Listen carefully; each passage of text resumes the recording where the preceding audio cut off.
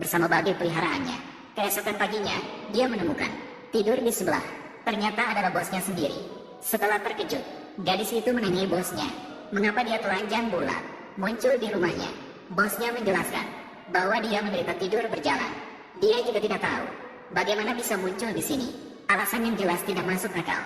Gadis itu sama sekali tidak percaya. Namun gadis itu tiba-tiba menyadari bahwa setelah bangun, dia tidak melihat babi kecil yang dibawanya pulang. Namun dia mencari di seluruh tempat tidur, tapi tidak menemukan babi itu. Saat itu, bos di sampingnya dengan santai berkata, "Jangan mencari lagi. Babi kamu sudah tidak ada."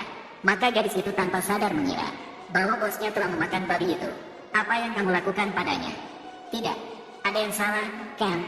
Namun gadis itu sama sekali tidak menyangka bahwa babi kecil yang dia bawa pulang ternyata telah dianggap sebagai pembunuh babi oleh bos yang kejam. Ternyata karena ayah dari CEO membunuh terlalu banyak babi, menyebabkan keturunannya terkena kutukan. Setiap pukul 9 malam, dia akan berubah menjadi babi. Jadi dari kecil hingga besar, CEO tidak pernah bermalam di luar. Tapi beberapa hari yang lalu, CEO minum dan bersosialisasi selesai, bersiap pulang. Namun bertemu dengan seorang gadis yang juga mabuk. Akhirnya ditarik masuk ke kamar hotel dan berhubungan dengan gadis itu. Ketika CEO sadar, menemukan waktu hampir pukul 9. Tidak sempat pulang, dia hanya bisa lari ke toilet, mengunci pintu. Tidak beberapa detik kemudian, berubah menjadi babi kecil. Untungnya, pintu terkunci dan tidak ditemukan oleh gadis itu. Berhasil melewati malam dengan selamat. CEO tiba di kantor, namun terkejut menemukan gadis itu adalah karyawan baru. Namun tampaknya dia tidak mengenali dirinya. CEO, ini adalah asisten departemen pemasaran baru di perusahaan.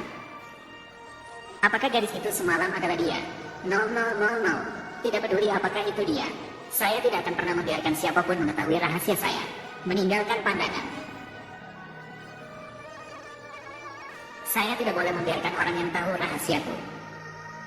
Mulai dari hari ini, kamu adalah asisten presiden sekarang. Gadis itu tidak pernah terbayangkan. Dia baru datang dan langsung menjadi asisten presiden. Tapi siapa yang tahu, detik berikutnya, dia diberitahu oleh rekan kerja bahwa dia adalah asisten presiden ke-18. 17 sebelumnya tidak bertahan sebulan.